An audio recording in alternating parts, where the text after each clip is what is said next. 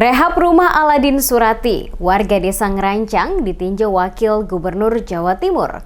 Dan saat ini telah sampai pada pemindahan kerangka rumah yang kemudian diletakkan di atas fondasi. Dengan warga, Satgas TMMD bersama-sama gotong royong mengangkat kerangka rumah Surati.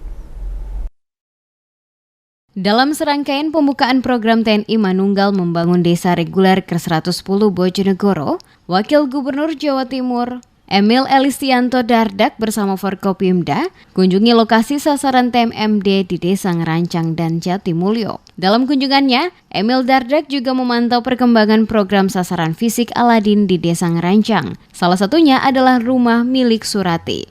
Dipandu oleh Mayor Korps Senik Hamid Lubis, Wadan Satgas TMMD ke-110 Kodim 0813 Bojonegoro menjelaskan progres pembangunan rumah Surati yang saat ini telah sampai pada pemindahan kerangka rumah dan kemudian diletakkan di atas fondasi. Dalam kesempatan itu tampak Satgas TMMD dan warga bersemangat dan bahu-membahu gotong royong mengangkat kerangka rumah Surati.